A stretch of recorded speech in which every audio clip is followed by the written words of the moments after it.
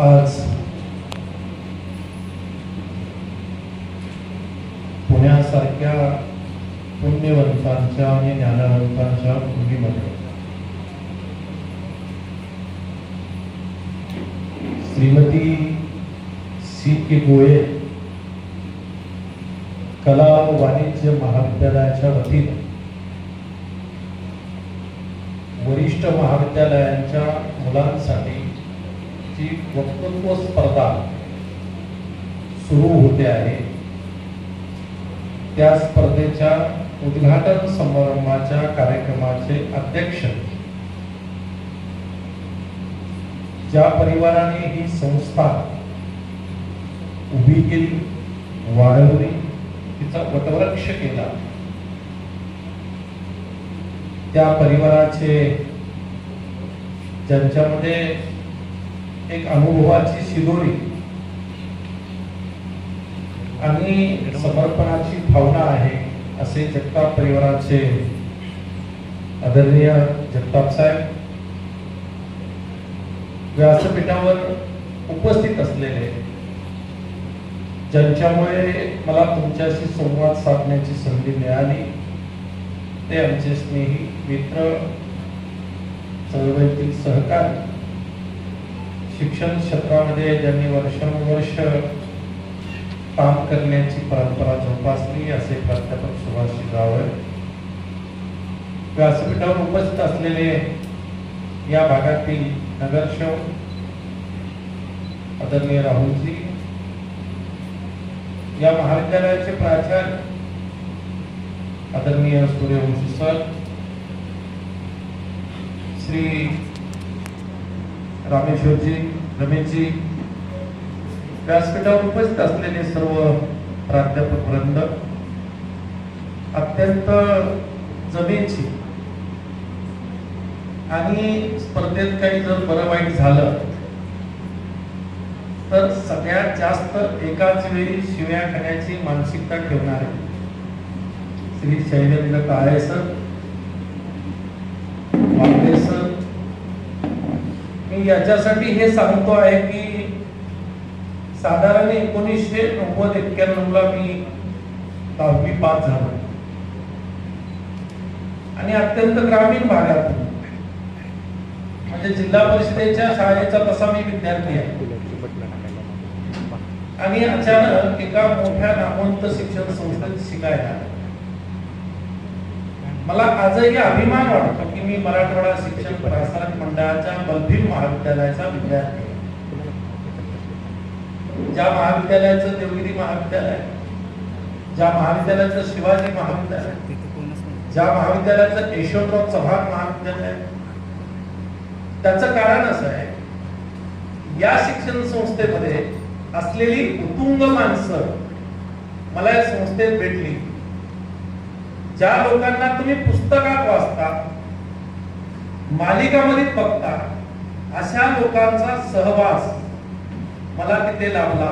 मग ते प्राध्यापक प्रमोद शिंदे सर असतील, भास्कर चंदनशिव सर असतील, होतापल्ले सर असतील, राम बोराडे सर माझे प्राचार्य, टी.बी. सावंत सारखा मोठा विचारवंत माझ्या महाविद्यालयाचा प्राचार्य. मला वाटतं की माणसं आणि त्या माणसांच्या सहवासामध्ये कसं तुम्ही राहिला, त्याच्यावर तुमच्या व्यक्तिमत्वाची जडणघडण होत असते. या महाविद्यालयाचं कौतुक याच्यासाठी आहे की या देशाला स्वातंत्र्य मिळाल्यानंतर शिक्षणाची गंगोत्री सामान्य माणसापर्यंत गेली पाहिजे, असा विचार करण्याची क्षमता ज्या माणसामध्ये पहिल्या पिढीमध्ये आले, त्या पिढीमधलं जगताप हे नाव आहे. आणि 1952 ला लोकांच्या मुलांसाठी शिक्षणासाठी आपण शाळा काढावी असा विचार येणं ही मोठी गोष्ट आहे, आणि ते काम या परिवाराने केलं. साधारण 88 पर्यंत ही संस्था तोच परिवार चालवत होता. याचा अर्थ असा आहे की मधली 30-35 वर्ष पुणेवाडीचं किंवा पुणेरी नगरीचं वैभव आणि याचा वाढणारा विकास पाहण्याचं परम भाग्य या परिवाराला भेटलेलं आहे. मी एकदा मध्यंतरी त्यांना भेटलो होतो आणि ते मला सांगत होतं की पुणे कसं वाढत गेलंय. पुण्यातले अनेक प्रसंग त्यांनी मला सांगितले. तेव्हा असं लक्षात आलं की हा परिवार पूर्ण समर्पणाने हे काम करतोय. परंतु दुर्दैवानं 88 नंतर ही संस्था हे सगळ्या ठिकाणी हे सगळं आहे. एकदा झाड मोठं झालं, त्याला पानं फुलं लागली की त्याला दगड मारण्याची स्पर्धा प्रचंड आहे. ही मानसिक विकृती आहे समाजातली. आणि मोठी संस्था झाली की मोठी हे झालं की मग त्याच्यामधल्या महत्वाकांक्षी माणसांना धुमारे फुटतात आणि त्या धुमाऱ्यातून ही संस्था मधल्या काळामध्ये यांच्याकडून गेली. मात्र पुढे टीम वर्क झालं. जसं जावळे सरांनी भाषणात उल्लेख केला की आम्ही टीम वर्क केलं. शिक्षकांना सभासदाचा अधिकार भेटला. मी जेव्हा सुरुवातीला सुभाष जावळेकडून याचा किस्सा ऐकला तेव्हा मला आश्चर्य वाटलं की अशा किती संस्था महाराष्ट्रात आहेत याचा आपण एकदा शोध करूया. आणि मी फार प्रयत्न केला. साधारण महाराष्ट्रामध्ये अशा पद्धतीच्या 4-5 संस्था आहेत की जिथे शिक्षकांना त्या संस्थेमध्ये सामावून घेतलं जातं. किंवा एक संस्था अशी आहे की ती साखर कारखाना चालवते. ज्याच्या ताब्यात साखर कारखाना त्याच्या ताब्यात शिक्षण संस्था. म्हणजे अपवादात्मक स्थितीमध्ये तुमची शिक्षण संस्था ही वेगळ्या विचारांची आहे. तिथे राहणाऱ्या लोकांना वाटतं की आपली संस्था आहे, ही माझी संस्था आहे. आणि आपली आणि माझी वाटणं मला वाटतं की मोठी गोष्ट आहे. आणि म्हणून अशी ही शिक्षण संस्था आणि या शिक्षण संस्थेमध्ये या पद्धतीची वक्तृत्व स्पर्धा सुरू होते. आता खरं म्हणजे त्या स्पर्धेचं दादा माई असं नाव आहे. मी नशीबवान आहे की माझं नाव दादा आहे. आणि जोपर्यंत ही स्पर्धा चालेल तेव्हा दादा माई स्पर्धेचं पहिल्या वर्षाचं प्रमुख पाहुणेपद हे दादा नावाच्या माणसाकडे होते. आणि म्हणून ही स्पर्धा जोपर्यंत राहील तोपर्यंत माझं नाव या स्पर्धेबरोबर राहील. हा सकारात्मक विचार आहे माझा. कारण आपल्याकडे अजून एक विचार करण्याचं उदाहरण सांगतो. मी तुम्हाला असं लंबचौडं भाषण देणार नाही पण काही उदाहरणं सांगतो. कारण वक्तृत्व स्पर्धेमध्ये सहभागी झालेली जी मुलं आहेत त्यांची मानसिक स्थिती काय असू शकते या वातावरणातून मी आलेलो आहे.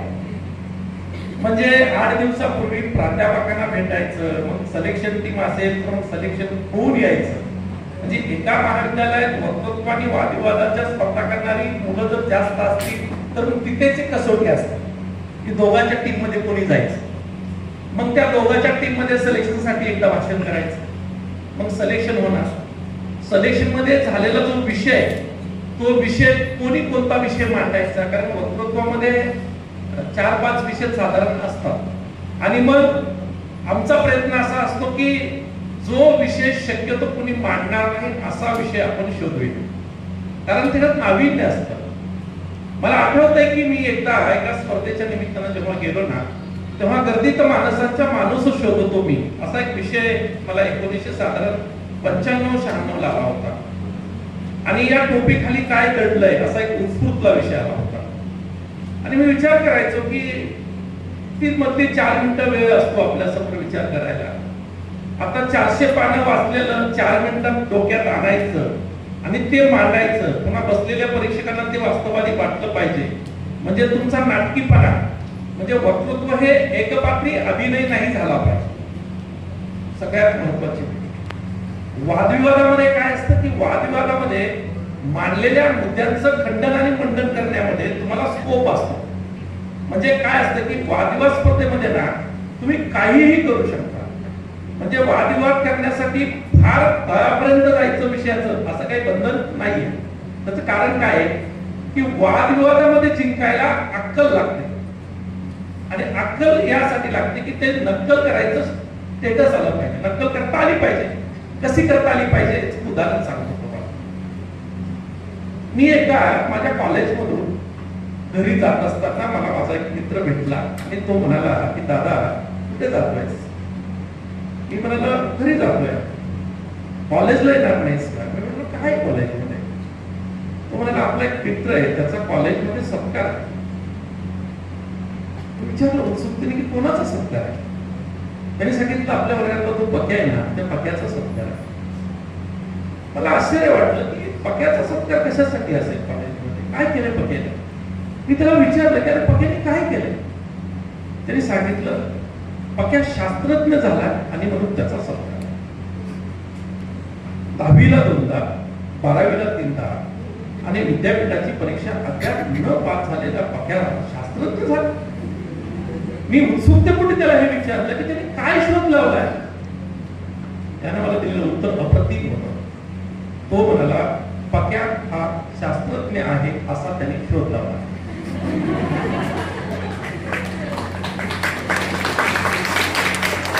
मी जरा मला स्पष्ट करून सांग. तो मला सोपा आहे. पक्या हा जो शब्द आहे ना, तो उलटा केला की कॅप होतो. पक्या म्हणजे कॅप, कॅप म्हणजे टोपी, टोपी म्हणजे पिटो, पिटो म्हणजे मारा, मारा म्हणजे रामा, रामा म्हणजे देव, देव म्हणजे वदे, वदे म्हणजे बोले, बोले म्हणजे लेबो. लेबो नावाचा एक जर्मन शास्त्रज्ञ आहे. त्याच्या नावाचा आणि पक्याच्या नावाचा असा नावानावात संबंध येतो.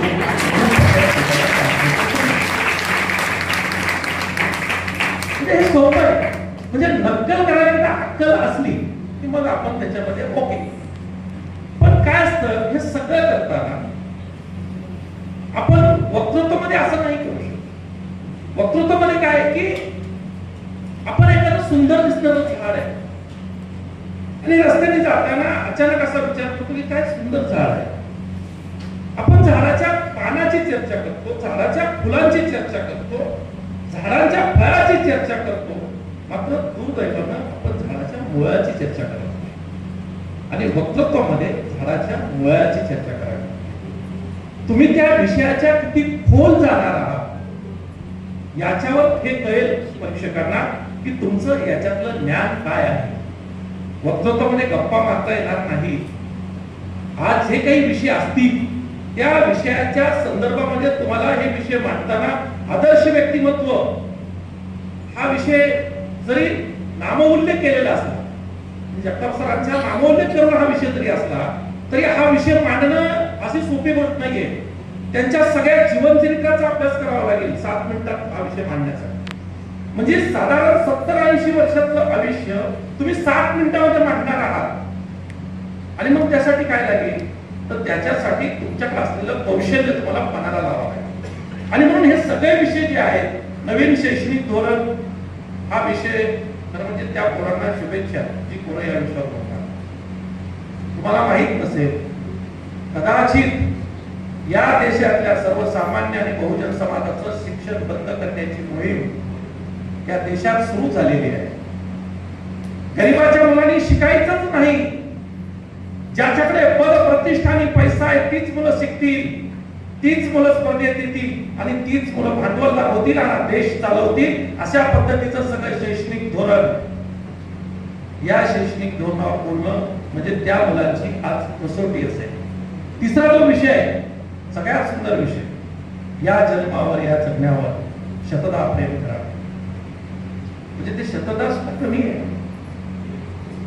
आहे तो त्याच्यावर प्रेम करा. कारण जीवन फार सुंदर विषय आहे. कसं आहे तो माहिती आहे, मला एक उदाहरण सांगतो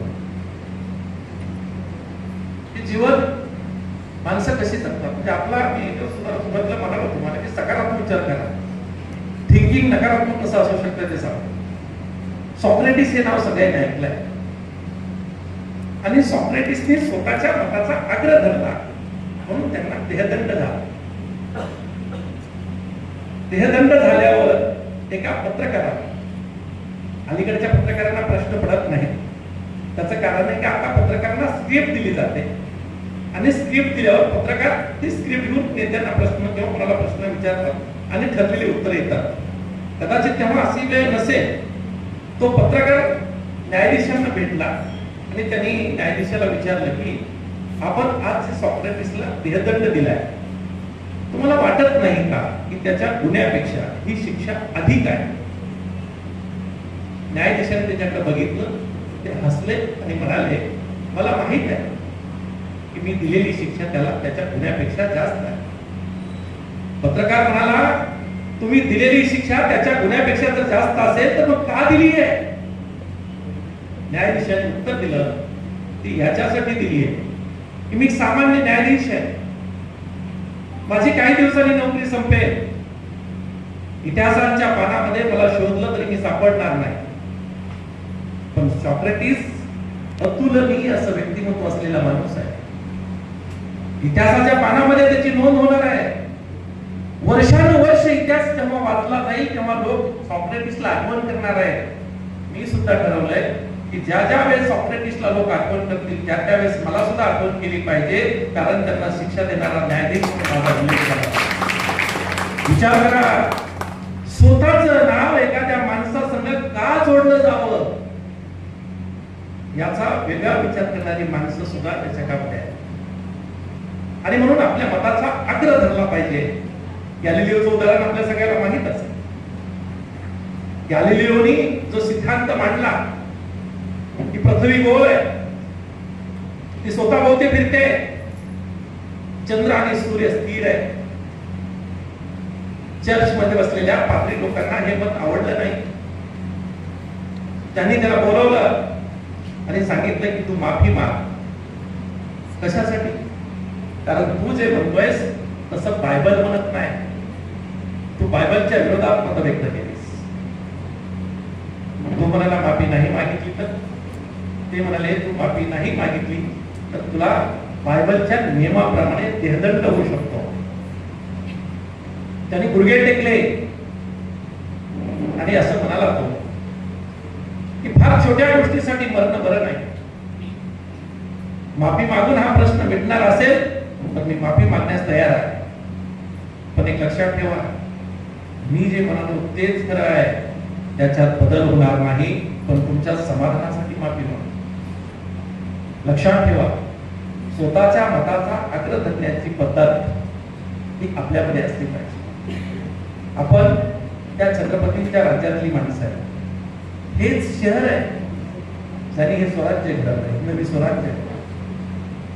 या शहरामध्ये बसून वयाच्या 7व्या वर्षी छत्रपती शिवाजी महाराजांना प्रश्न पडला होता की रोज जिजाऊ सकाळी वस्तीवर बसतात आणि लोकांना न्यायदान देण्याचं काम करतात. बाल शिवाजी एक दिवशी जिजाऊंना विचारतात की बाळासाहेब न्याय द्यावा लागतो का? जिजाऊंनी सांगितलं की लोक अन्यायाने त्रस्त असतात. यवनांचा अन्याय जेव्हा त्याच्यावर होतो तेव्हा दात फिर्याद कुणाकडे मागायची म्हणून हे सिंहासन आहे, हे ठिकाण आहे. पण ह्या ठिकाणाला अधिक बळ जर द्यायचं असेल तर स्वतःचं स्वराज्य असलं पाहिजे. त्याच्याशिवाय हे शक्य नाहीये. तुम्हाला वाटत असेल इथे येणाऱ्या प्रत्येक माणसाला न्याय भेटावा तर तुम्हाला सुद्धा स्वतःचं सिंहासन आणि सत्ता निर्माण करावी लागेल. हा संस्कार देणारं हे शहर, हे शहर आहे ज्या शहराने आम्हाला एक नवन परिवर्तनवादी विचार दिला. उच्च लोकांच्या वरातीमध्ये गेलो म्हणून प्रचंड अपमान सहन केलेल्या महात्मा फुलेंचं हे शहर आहे. पण ऍक्शन आणि रिएक्शन कशी द्यायची याचा एक नवीन ज्वलंत विचार देणारा सुद्धा महात्मा फुले त्या निमित्ताने इथेच निर्माण झाला. आपल्या अपमानाचा बदला कसा घ्यावा हे फक्त महात्मा फुलेच्या वतीतून शिकायला भेटणार हे शहर आहे. आणि म्हणून या शहरामध्ये आज बघतोय आपण की पुण्याची सगळी भरभराट, पुण्याचं सगळं वैभव. अलीकडच्या काळामध्ये पुण्यापेक्षा अजून अन्य शहर बरं आहे की काय असं म्हणण्याची वेळ आलेली आहे. ही वस्तुस्थिती. माणसातलं माणूस पण हरवत चालतो. ज्या उद्देशासाठी म्हणजे नारायण सुर्वेच्या शब्दात सांगायचं झालं तर आश्वासनांची सगळी फुलं सुकली. सुकलेल्या फुलांचा उबट वास नीतिमत्ता सर्व संपली. पत्नी आला फक्त वनवास. भुकेल्यांची भूक भागली नाही. सारीच अस्मिता दारिद्र्याशी गहाण झाली. भाकरीचा चंद्र शोधण्यात जिंदगी बर्बाद झाली. अशा पद्धतीचं आयुष्य जर आपल्यावर येणार असेल तर मग या जगण्यावर आणि या जन्मावर शतता प्रेम करावं वाटेल का हा प्रश्न निर्माण होऊ शकतो. अशी स्थिती एकंदरीत आहे जीवनाची. आणि म्हणून तुमच्या समोर अनेक प्रश्न आहेत. संविधान वाचू, समजू आणि झोपू मोठा विषय. आम्हाला जे माणूस पण मिळालं, आमच्यातला पशु संपवून तुम्ही माणसं आहात हे ज्याने आम्हाला शिकवलंय त्या डॉक्टर बाबासाहेब आंबेडकरांनी निर्माण केलेले संविधान आहे. हे संविधान जर आम्ही जपू शकलो नाही तर हा देश आपण टिकू शकू की नाही ही मोठी शंका आहे. आणि म्हणून एक गंभीर विषय संयोजकांनी खरं म्हणजे आणलाय. आणि जो शेवटचा विषय या स्पर्धेतला तो आहे रतन टाटा यांचा. त्याच्यावरही भरभरून बोलता येईल मुलांना, कारण रतन टाटा आपल्या सगळ्यांना ज्ञात आहे. अति श्रीमंत माणूस किती सहज आणि साधं जीवन जगू शकतो याचं उत्तम उदाहरण रतन टाटा आहे. त्यांचा परिवार तर म्हणजे टाटाच नाही, म्हणजे जगताप परिवार तसं एक परंपरा आहे 2-3 पिढ्याची त्यांना, तशी टाटामध्ये एक परंपरा आहे. भारतीय स्वातंत्र्याच्या आंदोलनामध्ये प्रचंड मोठं योगदान देणारा हा परिवार आहे. आणि म्हणून आपण सगळेजण या स्पर्धेमध्ये चांगलं बोलाल, चांगले वक्ते तुमच्यामध्ये दडलेले आहे. वक्तृत्व ही जगातली सर्वात सुंदर कला आहे असं माझं मत आहे. असं सगळ्यांचंच आपापल्या कलेवर प्रेम असतं. जर एखादा गायक इथे उभा केला असता तर तो म्हणाला असता की जगातली सगळ्यात चांगली कला गायन आहे. कारण माणूस कितीही तणाव असला आणि थोडस गुणगुणला तर ते टेन्शन कमी होतो, माणूस स्थिर होतो. अजून एखादा भारूड वगैरे म्हणणारा माणूस असता तर त्यांनी त्याचं सांगितलं असतं, असं काही सांगितलं असतं. पण एक गोष्ट लक्षात असू द्या, जगाचं वैशिष्ट्य असं आहे, सगळ्या कला त्या त्या स्थानावर मोठ्या आहेत, त्यांची स्वतःची एक उंची आहे. पण या सगळ्या कलेवर सत्ता आणि प्रभुत्व गाजवण्याची क्षमता मात्र फक्त वक्तृत्वात आहे, हे कोणालाही नाकारता. आणि म्हणून अब्राहम लिंकनचं उदाहरण दिलं जातं आपल्याला. जगातल्या सगळ्या महान देशातल्या महान माणसांचं जे राजकीय आणि सामाजिक जीवन जर तुम्ही बघितलं तर वक्तृत्व काय असू शकतंय हे भारता इतकं चांगलं जगात कुणाला समजणार नाहीये. कारण भाषणाने देश जिंकता येतो हे आपण अनुभवत आहोत 10 वर्षापासून, की चांगलं भाषण करा. हे बघण्यासाठी फार लांब जायची गरज नाही. पण एक निश्चित आहे की असा मोठा माणूस कधी होत आहे, मोठा माणूस कधी होतो. एका मोठ्या माणसाला असा प्रश्न पडला की राजा कधी होतो, राजा कधी निर्माण होतो, राजा कोण असतो. याचं एक उदाहरण मी परवा ऐकत होतो. त्याग आणि समर्पण ही मोठेपणाची शिदोरी आहे. त्याग पराकोटीचा असावा लागतो. बाप सोडल्याशिवाय नवरा भेटत नाही असं एक वाक्य लक्षात ठेवा. बाप सोडल्याशिवाय नवरा भेटत नाही हे वाक्य म्हणून पाहू नका, यातला त्याग पहा. जन्म दिलेला बाप सोडण्याचं समर्पण ही मोठी गोष्ट आहे. आणि मग दुसरा कोणतरी भेटतो. मी एका माणसाला विचारलं की राजा कधी होतो माणूस, आणि मला एक उदाहरण सांगितलं की एक राजा आपल्या प्रधानाला दरबारात बोलवतो आणि सांगतो की आपल्या राज्यात काय चाललंय पाहून घे.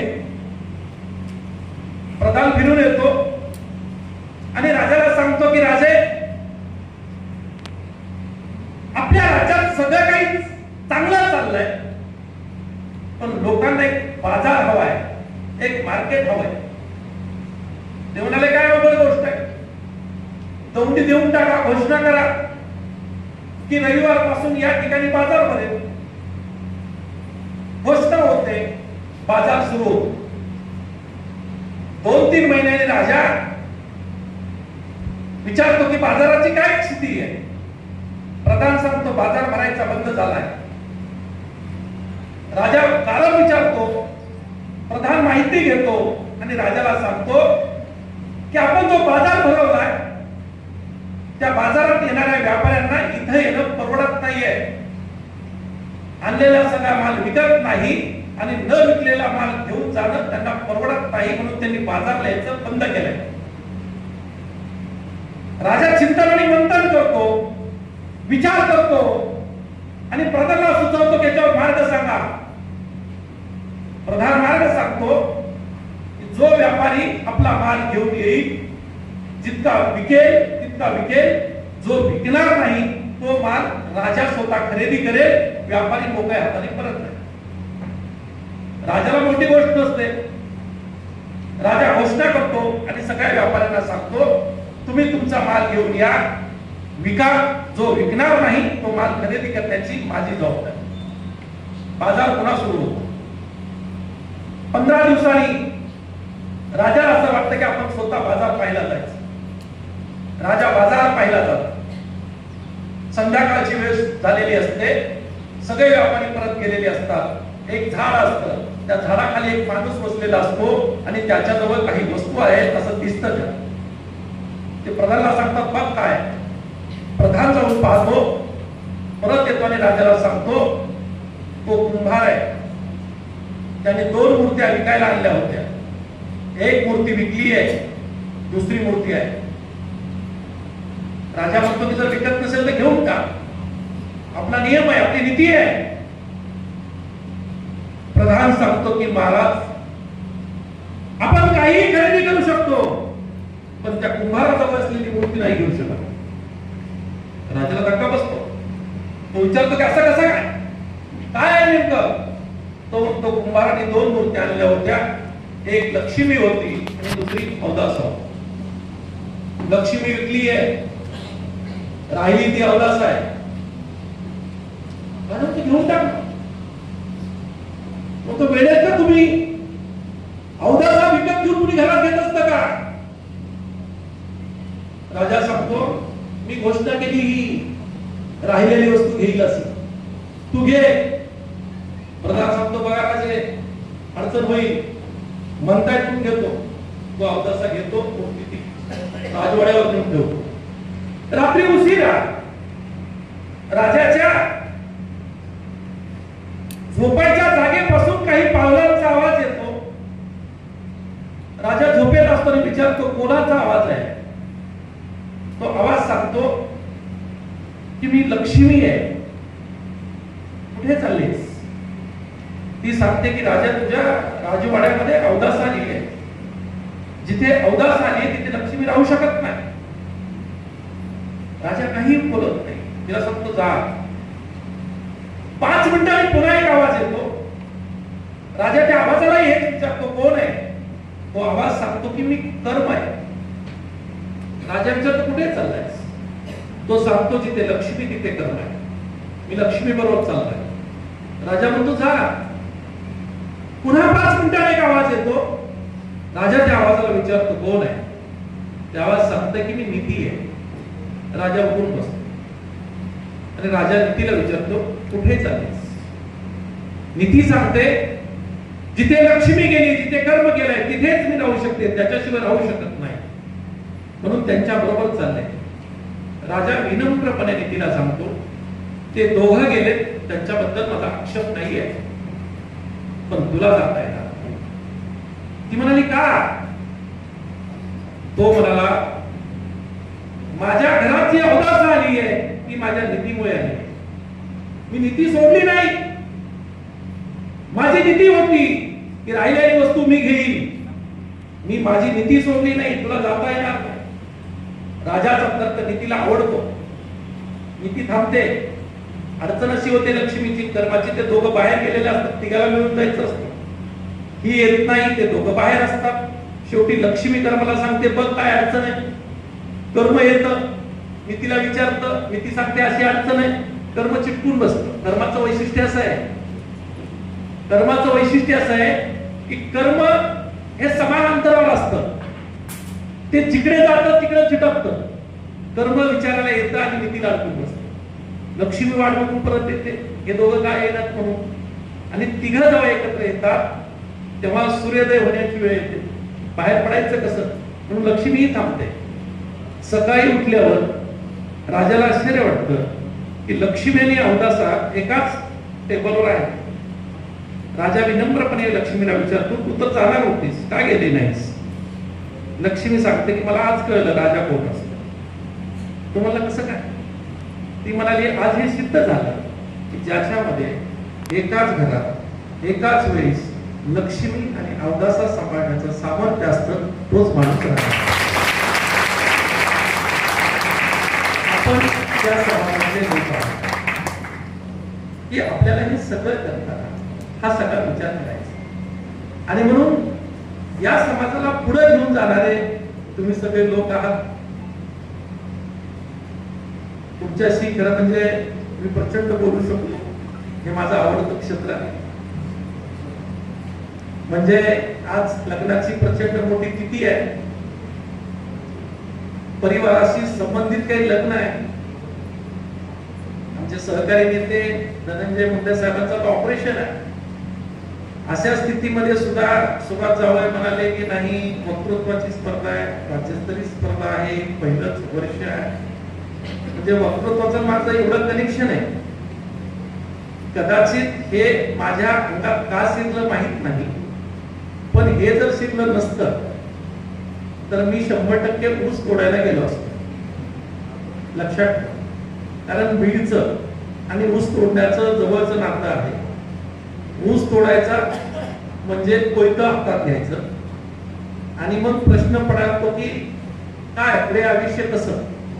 पण योगायोगाने माझ्या समोर 2 ऑप्शन आले की एक कोयतं घ्यायचं का दुसरं पेन घ्यायचं. आणि पेन जरा जवळचा वाटला. त्याचं एक उदाहरण तुम्हाला जाता जाता सांगतो, तुमचा फार वेळ घेणार नाही. पण हे असं आहे की एक झालं की एक पुढे आठवत राहतं आणि तो मोह, तर म्हणजे हा मोह आहे की तो पेन इतका ताकदवर असतो. त्याचं एक उदाहरण सांगतो. एकदा मला माहित नाही कोणी लिहिलेली कथा, पण सुंदर कथा आहे. एकदा एक माणूस रस्त्याने जात असतो. तो एका ठिकाणी चहा प्यायला थांबतो. चहा पित असताना त्याच्या असं लक्षात येतं की एक छोटस 10-12 वर्षाचं पोरगं त्याच्याकडे बघतोय टाकलं. त्याला वाटतं की या रस्त्याने मी यापूर्वी गेलेलो नाही आणि हे पोरगं का बघत असेल माझ्याकडे, म्हणून याचाही पुढं लक्ष विचलित होतं आणि हाही त्याच्याकडे बघायला लागतो. चहा पितो, कप ठेवायला जातो आणि मागे फिरतो आणि पोरगं गायब होऊन जातो. याला उत्सुकता लागते की चहा पिईपर्यंत ते आपल्याकडे पाहत होतं, आता कुठे गेलं असेल, म्हणून हा पोराला शोधायला लागतो. आणि असं लक्षात येतं की झाड आहे, झाडाला एक खोड आहे आणि त्या खोडाच्या पाठीमागे ते पोरगं लपलंय. हा जातो, त्या पोराला जवळ घेतो आणि विचारतो की अरे का बघत होतास माझ्याकडे? ते काही बोलत नाही. हा विचारतो सांग की का बघत होतास तू माझ्याकडे? ते बोलत काही नाही. दोन्ही हात पुढं करतो. त्याच्या एका हातामध्ये कोऱ्या पानाची वही असते आणि दुसऱ्या हातामध्ये कांडी संपलेला पेन असतो. तो सांगतो की मला कांडी, आपण समजून घ्या त्याला कांडी हवी. हा 10 रुपये काढतो आणि त्याला द्यायला लागतो. तो पैशाला नकार देतो. तो म्हणतो नाही मला कांडीच हवी. हा जातो एका जवळच्या दुकानातून कांडी घेतो, त्याला देतो आणि याला उत्सुकता लागते की अरे कोणतं काहीतरी वेगळं आहे. तो बाळा मला एक सांग, तुला कांडी हवी होती, कांडी 1 रुपयाला होती, मी तुला 10 रुपये देत होतो, तू 10 रुपयाने घेता कांडी काय घेतलीस? ते पोरगं म्हणतंय काका मला माझ्या आईने असा संस्कार दिलाय की तुला जेव्हा गरज पडेल तेव्हा वाटेल ती वस्तू दुसऱ्याला माग, पण तुझ्या गरजेइतकीच माग. तुझ्या गरजेपेक्षा जर तू जास्त घेतलंस तर तू कुणाच्या तरी वाट्यातलं ते घेतोयस असा त्याचा अर्थ होईल. आणि म्हणून 9 रुपये तुमचे मला नको आहेत, मला 1 रुपयाची कांडी आहे. त्याला धक्का बसतो त्याचं हे ऐकून. तो म्हणतो की कांडी घेऊन काय करणार आहे? तो म्हणतो की मी निबंध लिहिणार. कुठल्या विषयावर? तो म्हणतो आई विषयावर. आईच या विषयावर का? त्यांनी सांगतो की जगातली ती एकमेव व्यक्ती आहे की जी जिवंत असेपर्यंत माझी भूक नसेल तरी मला वाढण्याचा प्रयत्न करेल. तिच्यानंतर तू जेवलास की नाही जेवलास असं विचारणारा माणूस सुद्धा जगात असणार नाही. म्हणजे आपण मरणार आहोत हे माहीत असताना सुद्धा आपल्या पिलांना जन्म द्यायचा असा विचार करणारी स्त्रीच असू शकते. त्याचं हे सगळं ऐकल्यास त्याला आश्चर्य वाटतं आणि तो त्याला एक प्रश्न विचारतो की मला सांग की तू या पेनाच्या कांडीसाठी किती वेळ उभा आहेस? तो सांगतो की तास 2 तास झाले असते. तास 2 तासात किती माणसं गेली असते? तो साधारण 1500 माणसं गेली असते. मग त्या तास 2 तासामध्ये 1500 माणसं गेल्यामध्ये तू त्यांना कांडी पेन न मागता मला का मागितलीस? बघा, मला का मागितलीस तू? त्याचं उत्तर हे अप्रतिम होतं, अप्रतिम. तो म्हणाला, काका 2 तास झालं उभा आहे, 1500 माणसं गेली, मी प्रत्येक माणसाच्या खिशाकडे पाहत होतो, मला कुणाच्याही खिशाला पेन दिसला नाही, तुमच्या खिशाला पेन दिसला आणि म्हणून तुम्हाला कांडी मागितली. कारण मला हे माहित आहे, ज्याच्या खिशाला पेन त्याला कांडीचं महत्व असतं. आणि म्हणून आपली गरज काय आहे आणि आपली गरज कोण पूर्ण करू शकतो ही बुद्धी हे शिक्षणातून मिळतं. म्हणजे जगताप परिवाराचं कौतुक याच्यासाठी आहे की हे तुम्ही आम्हाला शिकवलंय. तुम्ही आम्हाला काय दिलंय? तर तुम्ही आमची गरज काय आहे आणि पुन्हा समोर व्यक्त झालं पाहिजे हा विचार तुम्ही आम्हाला दिलाय आणि म्हणून तुमचे आभार आहे. ही आमची सगळी पिढी ज्यांनी शिक्षणाच्या क्षेत्रामध्ये संस्था काढल्या आणि आदर्शवत चालवल्या. भाऊराव पाटलांचं नाव इतक्या वर्षानंतर का घेतलं जातं? डॉक्टर पंजाबराव देशमुखांचं नाव इतक्या वर्षानंतर का घेतलं जातं? याचं कारण आहे की समर्पण एखाद्या क्षेत्राला देताना किती पराकोटीचं समर्पण द्यायचंय हा विचार या शिक्षणामुळे निर्माण झाला. आणि असा विचार देणारा माणूस हा शतकानुशतके एखाद्या शतकामध्ये येत असतो. आम्ही जिजाऊला का मानतो? मी असं म्हणालो एकदा की महाराष्ट्राच्या मातीमध्ये जिजाऊ मासाहेब अशी एक व्यक्ती आहे ज्यांचा जन्म विदर्भात झाला, ज्या सून म्हणून मराठवाड्यात आल्या, ज्या राजमाता म्हणून पश्चिम महाराष्ट्रात गेल्या आणि ज्यांनी देह कोकणात ठेवला. विचार करा, एकच स्त्री एकाच आयुष्यात महाराष्ट्राच्या मातीत आणि माणसात सगळ्या ठिकाणी गेल्या आणि म्हणून त्या राष्ट्रमाता झाल्या. आणि त्या राष्ट्रमातेची परंपरा मला वाटतं की आपल्या मुलींनी, आपल्या महिलांनी ज्या पद्धतीनं ताकदीने एक लक्षात असू द्या की समाजामध्ये विकृतीचं वारं प्रचंड आहे, निगेटिव्ह थिंकिंग फार आहे. तुम्ही त्याचा विचार करू नका. आपल्या भोवती काय घडतंय त्याच्यावर फार वेळ घालू नका. कारण अमृता प्रीतम हे जर तुम्ही ऐकलं असेल कधी तर अमृता ऐका, वाचा अमृताला. अमृता असं म्हणतात की जोपर्यंत माझ्यावर विश्वास आहे तोपर्यंत लोक माझ्याबद्दल काय बोलतात याच्यावर माझा विश्वास नाही. स्वतःवर विश्वास करायला शिका. आणि मला वाटतं की तो स्वतःवर विश्वास करायला शिकवण्याची परंपरा या वक्तृत्व स्पर्धेच्या निमित्तानं तुमच्या सगळ्या मुलांमध्ये यावी यासाठी तुम्हाला शुभेच्छा देतो. तुमची उत्सुकता फार ताणणार नाही, कारण मला माहित आहे की गेली 3 दिवस तरी झाला असेल की तुम्ही या भाषणाची तयारी करत असाल. एकदा लिहून काढला असेल, वाचलं असेल, वाचून घरी एकदा पाठ झाले का बघितलं असेल, आईला किंवा बाबाला सांगितलं असेल जरा बघा हे माझं पाठ झालंय का.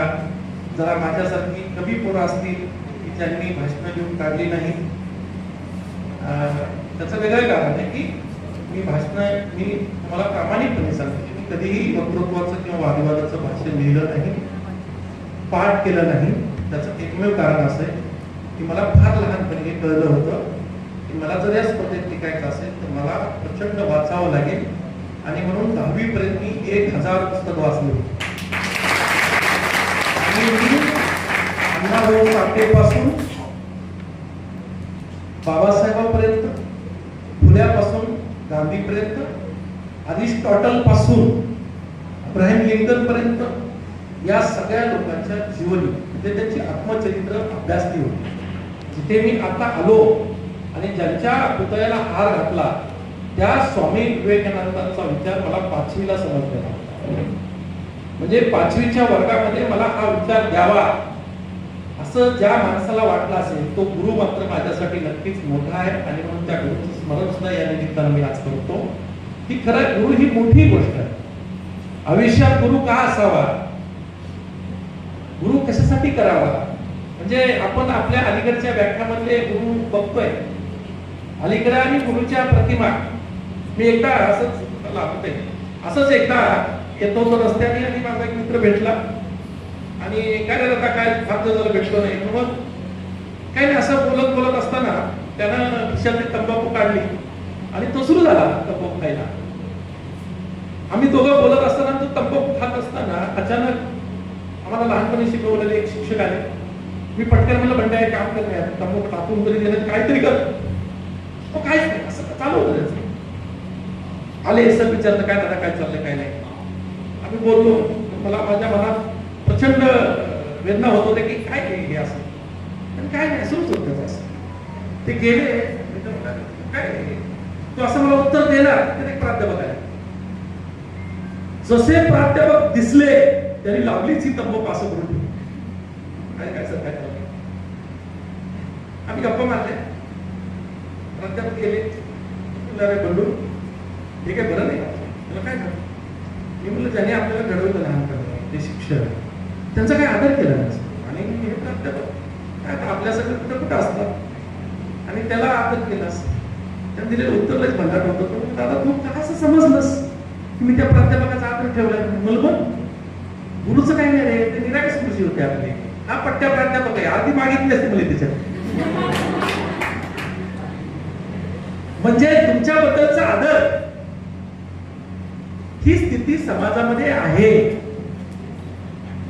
आणि या सगळ्या वातावरणात आपल्याला बदल करायचा आहे, बदल घडवायचा आहे आणि त्या बदलासाठी तुम्ही सगळे वक्ते तुम्ही नेतृत्व करणार भविष्यात या देशाचं या समाजाचं.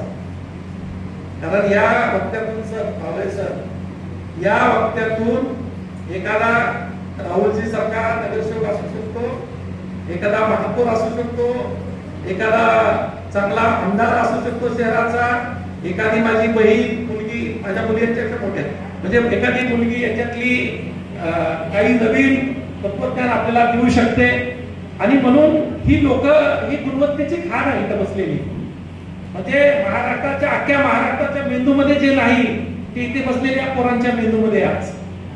म्हणजे यांचं जेव्हा परीक्षक ऐकतील ना तेव्हा काही गोष्टी त्यांना सुद्धा माहीत असणार नाही परीक्षकांना. म्हणजे मी परीक्षक असतो कधी कधी मला कळत नाही की हे कुठून आणतात हे सगळं मटेरियल.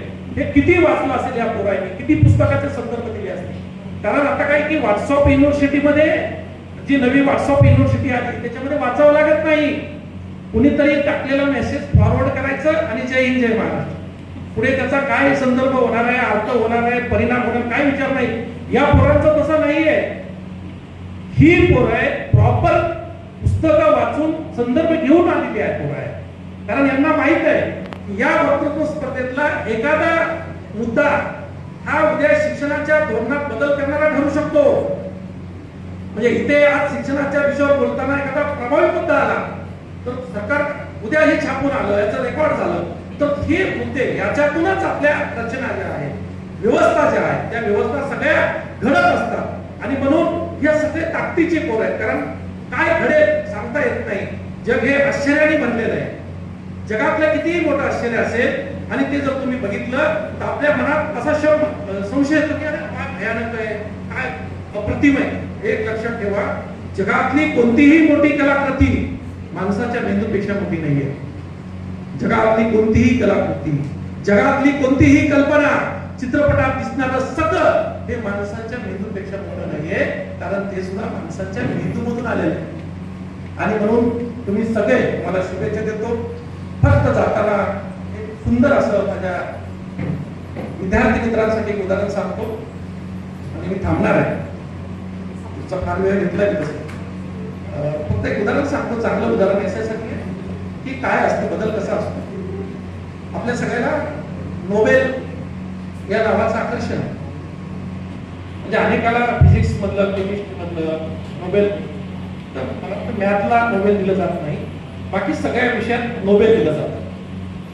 आणि या सगळ्या विषयाचं देत असताना एक नोबेल पुरस्कार मात्र याच्यासाठी दिला जातो की हे सगळं जग जे अशांत झालेलं आहे त्याच्या शांतीसाठी प्रयत्न करणारी जी लोक आहेत त्यांना शांततेचं नोबेल दिलं जातं.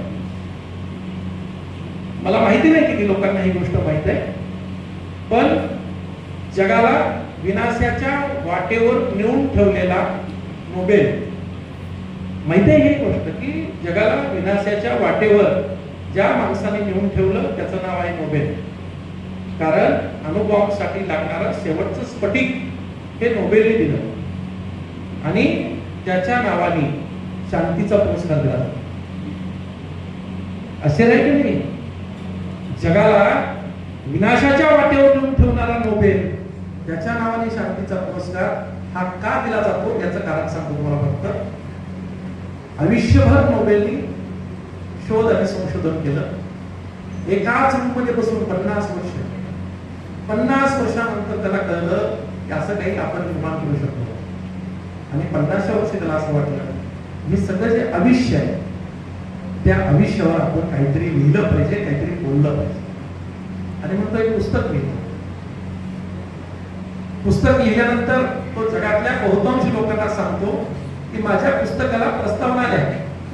चांगल्या माणसाला, कारण तुम्ही किती चांगलं पुस्तक लिहिलं ना तर तुम्हाला असं वाटतं की मोठ्या लेखकाने, कवीने, कुणीतरी त्याच्यावर प्रस्तावना द्यावी. आपण शोधतो मोठी मोठी माणसं. आणि त्याने सगळ्या लोकांना पाठवलं.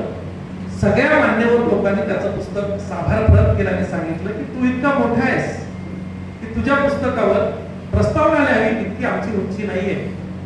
आणि हा परेशान होतो की कोण लिहिणार माझ्या पुस्तकाला प्रस्तावना.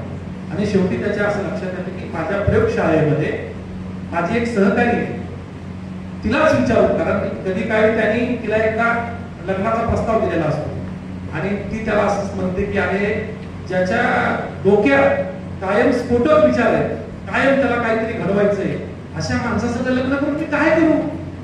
आणि तिने लग्नाला सुद्धा नकार दिलेला असतो. त्याला तरी विचार करतो ठीक आहे लग्नाला दिला असेल नकार, आपण तिला विचारून तो बघू प्रस्तावनेसाठी. आणि म्हणून तो त्याच्या सहकारी असलेल्या बाईला विनंती करतो की माझ्या पुस्तकाला प्रस्तावना लिही. आणि आश्चर्य असं की ती बाई ती प्रस्तावना द्यायला तयार होते. 500 पानाच्या पुस्तकाला त्या बाईने एका वाक्यात प्रस्तावना दिली. 500 पानाच्या पुस्तकाला एका वाक्यात प्रस्तावना आहे. ज्या प्रस्तावनेमुळे जगात शांतीचा पुरस्कार दिला जातो ती प्रस्तावना अशी आहे की ती सगळं पुस्तक वाचते आणि शेवटी असं लिहिते त्याच्यात की शस्त्र संन्यास हा जागतिक शांततेचा एकच मार्ग आहे.